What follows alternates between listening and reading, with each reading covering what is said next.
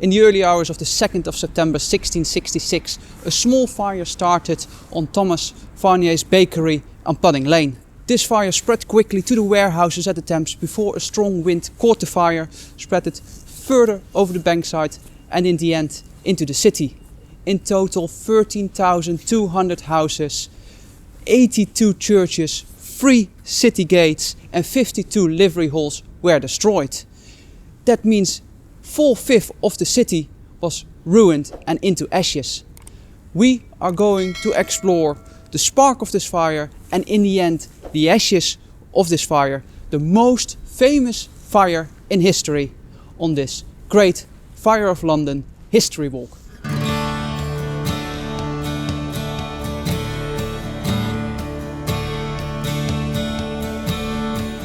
In 1666, the city was the economic hotspot of the country. That means this bankside was full with warehouses, all packed to the rafter with paper, sugar, spices, timber, black powder, oil, alcohol, all items that would easily catch fire.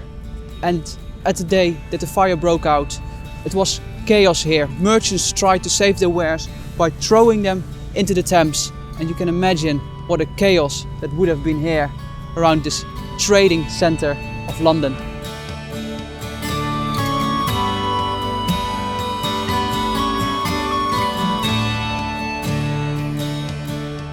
And while we're walking to London Bridge, we are passing on the Southwark Bridge in Fruiterers Passage, and one of these historic plaques will show you how the riverside would have looked like in the 1600s. Most of the other plaques showed it more around the 1800 perspective, but at least one of them shows us how it would have looked like to live here during the time of the Great Fire of London.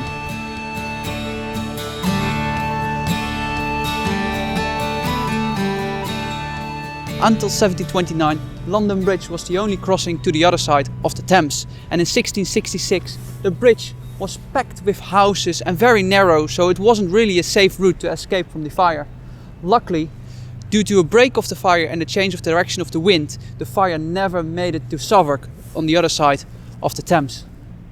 But for some strange reason, when looking at this bridge, I still have the feeling of that song in my head of saying, "London Bridge is falling down, falling down, falling down. London Bridge is falling down, my fair lady."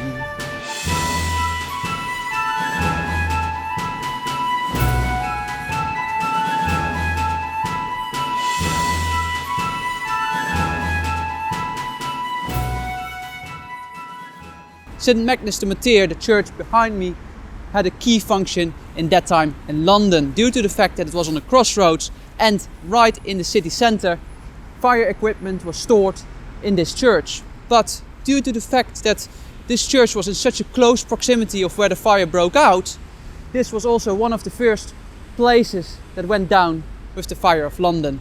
Of course, Christopher Wren, who rebuilt a lot of places here in the city centre, rebuilt this church as well, and some of the stones are based from the original London Bridge, and apparently, and I've never checked this out, but I can't check it out now due to COVID, if you go inside you would find a 4-meter replica of the original London Bridge.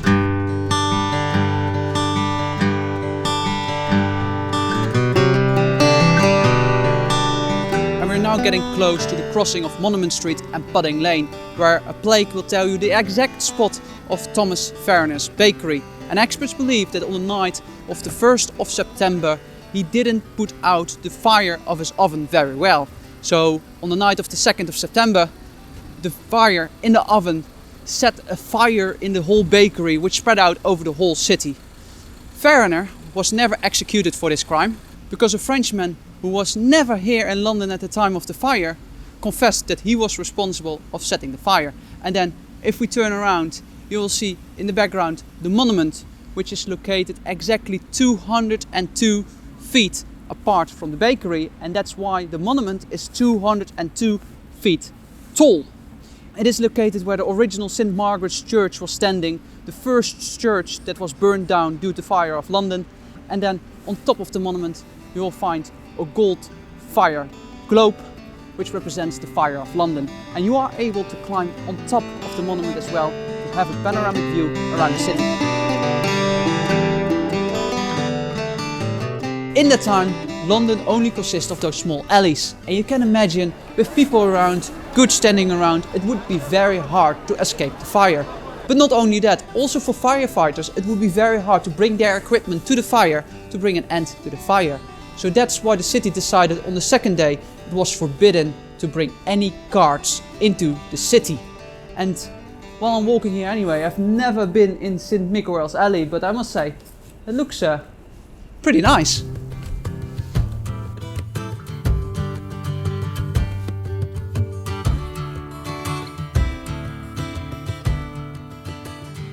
The Royal Exchange was built in 1565 by Thomas Gresham, and the Royal Courtyard was used for trading spices, herbs, teas.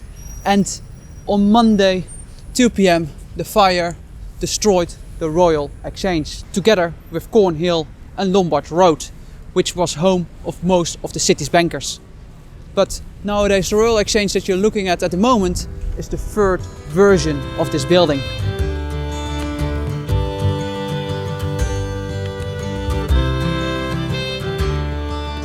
Opposite the Royal Exchange you will find Mansion House, which is the house of the mayor, which at that time was Lord Thomas Bloodworth. In that time it was a common methodology for firefighters to pull down houses to prevent the fire from spreading.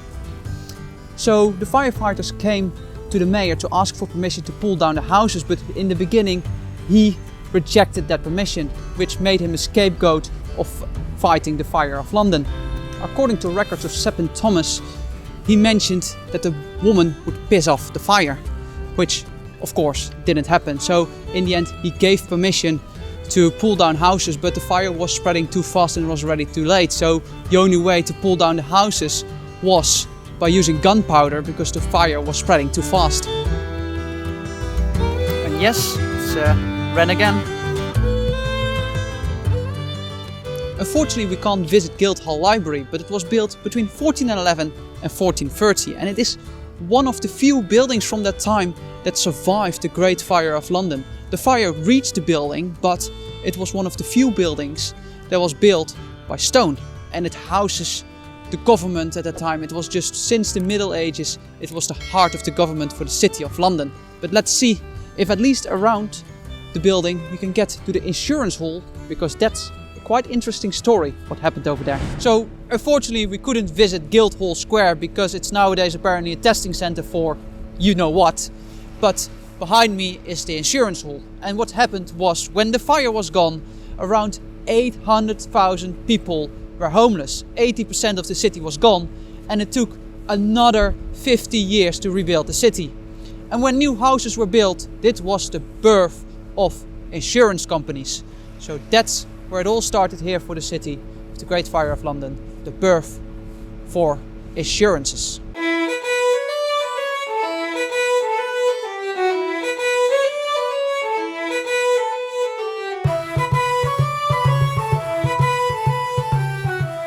I wasn't planning to tell this story about St. Mary Le Bow, but while the bells are ringing, it reminded me of the story that while, of course, the church was destroyed due to the Great Fire of London, and of course rebuilt by Christopher Wren, if you are born in proximity of the bells, you are apparently in good fortune and you are called a cockney. Well, does that mean that I'm walking here with the bells in my earshot that I'm half cockney?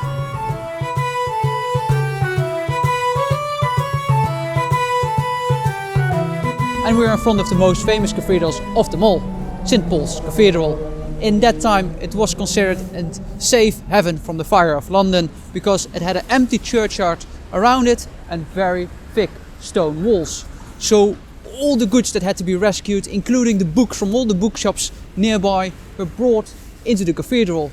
But at 8 p.m. on Tuesday, 3 days after the fire started, the wooden scaffolding surrounded by St. Paul's Cathedral caught fire. 30 minutes later, the lead in the roof was melting away, and only a couple of hours later the whole cathedral was burned down. Of course, it was redesigned by Christopher Wren, of course. And this became a symbol of hope, strength and resilience for the city. It's a little bit difficult to see, but here on the south side of St. Paul's Cathedral you'll find a rising phoenix with the Latin words Renagum underneath, which means you shall rise again.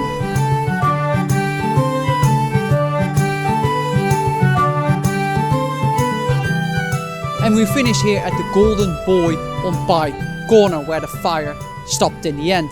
And people thought, because the fire started in Pudding Lane and ended on Pye Corner, that it was a punishment from God because of the greediness, the fact that we eat so much here in the city. But Pye Corner got its name from Magpie Tavern, which was originated here. And Pudding Lane got its name from all the carts that passed through Pudding Lane to the meat market, and then the cows that left those puddings on the lane. And with the end of the fire here at Pye Corner, it's the end of this video, and I hope you enjoyed this great fire of London walk through London.